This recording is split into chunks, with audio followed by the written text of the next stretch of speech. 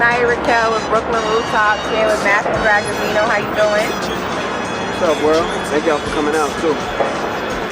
So what's been going on in the world of Maffew Ragazino? Really? I've been taking a little bit of time off, honestly. Like, I've been recording, like not for music per se, but just from being out on the scene. Like, people don't really see me out as much no more.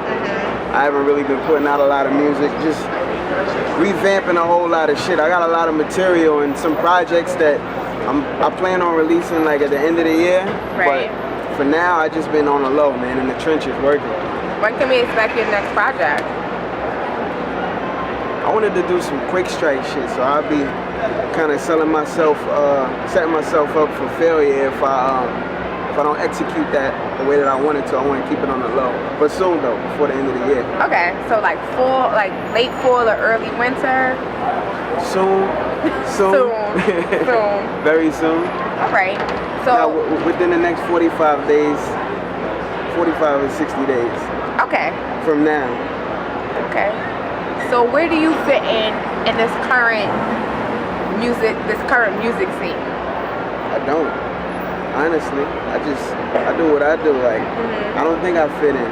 I'm not clicked up with anybody. Right. I'm not really like too heavily affiliated with anybody. Not because I'm standoffish, but just I don't really fit in. Like, I can go everywhere and feel comfortable, right, musically, but I don't really fit in. I want to stand out. I think that's the best thing to do because it's a lot of artists in the city, a lot of people getting attention. But you know, in order to really be successful, you got to stand out. So then, what is your lane? How would you describe it? My lane? Yeah. Lane? I don't think I have one. I just do what I want to do. Like, I don't want to be known for being in a lane. I want to be the guy who does whatever the fuck he wants to do. I want people to trust in my brand so that, you know, they feel comfortable when they hear that I'm releasing something. It's like, I know I can predict that's probably gonna be some dope shit, but I don't want to be predictable. I don't want to be that one-trick pony at all. Like, oh yeah, he's the underground guy, or he's this guy. Like, I want to be able to do what I want to do. Like, you know, some of my favorites, like for instance, Kanye West. People don't know what the fuck he's gonna do. You hear he dropping an album or dropping a new single, you don't know whether he's gonna be singing, he's gonna be on some 808 heartbreak shit, or if he's gonna be rapping. You don't know what it's gonna be. But you can bet that it's definitely gonna be some sort of quality. Okay. So you like Jesus? I like it. I have a problem with it. He can do whatever he wants. That man is a legend. No, did you like it though? Like, did you think it was a quality album? I thought it was very creative. Honestly, I only gave it like 2 listens. Okay. But not 2 fair listens. All right. So then I can't then pass judgment on that opinion then, because you only gave it like a. Production is super on point though. Production is always on point. Of course. Where do you see yourself in the next 3 to 5 years? Where I was supposed to be, or where I'm supposed to be. Both. Which is on top. On top? Yeah. I don't know exactly what that entails, but it's definitely going to be a situation where I'm making a living off of music. That's one of the most important things. Because in order to keep doing what you're doing, you got to be able to make income off of that, so you're not really distracted, so you can focus on your craft and give it the max amount of time, you know, like be in the studio as much as possible. Right. So how did growing up in Brooklyn influence your music, if it did at all? Brooklyn, man. How didn't it influence my music? Like, the way I sound when I'm on tracks, when I'm talking my shit, it's Brooklyn shit. Like, just having catalysts like Jay and Big, and those influences as a kid, like, I know that I probably do shit that I got from them that I'm not even aware of. Right. So, I mean, I'm a Brooklynite. They can smell us from a mile away. You be in Alaska, we travel, we roam, you know, and all of that. I definitely convey that in my music, my travels. I haven't been all over the world yet, but I travel, and I definitely speak on all of that. Okay. Your last project, what was the inspiration behind that? Rhyme pays. Making a living off of music, making rhyme pay, and showing that I'm different. Like, to be from my hood, Brownsville, like, I don't really possess that element of anger and confusion that's normal, you know, in people from that community. And I've been on my path since I was a kid. Like, I never got caught up in the streets all crazy. A lot of my friends did, my family members, but I already knew what I wanted to do. I always wanted to do music. I never wanted to do nothing else, and I was always focused on that. So it was just about making sure that I put out the best work and give my story so that I can make rhyme pay. So basically this is your plan A and your plan B. I don't have a plan B. This is it. It's gonna be it. Right.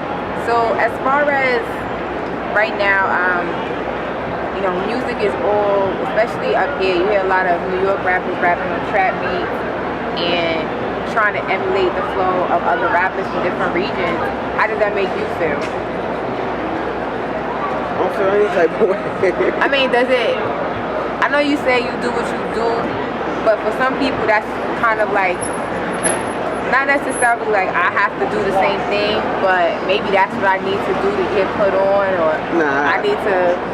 At one point in time, I used to think that, but you know, the more mature you get, the more yourself you become over time. It's like, I don't really give a fuck. Like, I mean, I hate to sound arrogant, but you really gotta be on your own shit. Like, I'm gonna do me regardless, whether people like it or not. And I mean, at the end of the day, when people see that, they sense that, they tend to like it more when it doesn't seem like you really give a fuck about what's going on. That's true.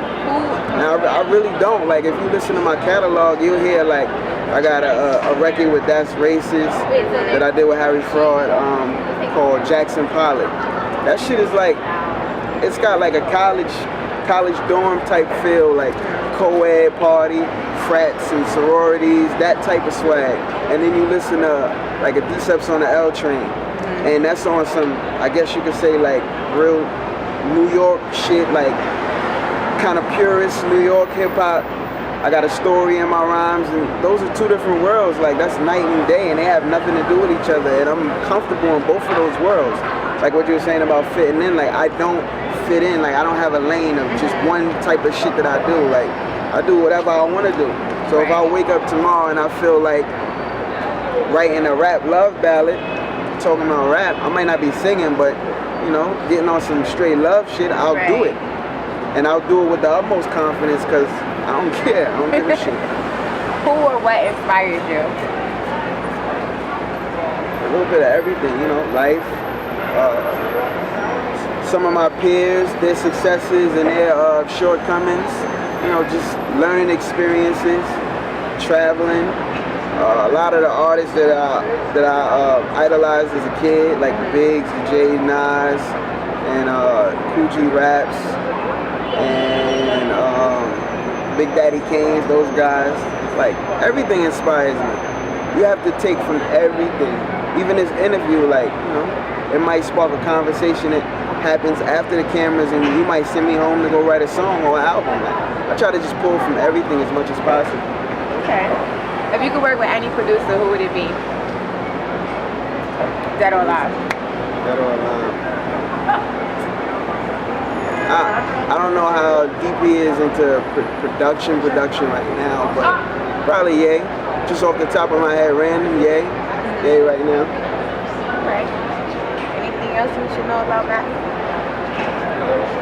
Within 45, 60 days, you're gonna have some new Maffew Ragazino shit. I promise you, I swear. That's word to my kids. I swear. Thank you so much for chopping it up with us. Thank y'all for coming out. I appreciate it. Thank Brooklyn you. Rooftops.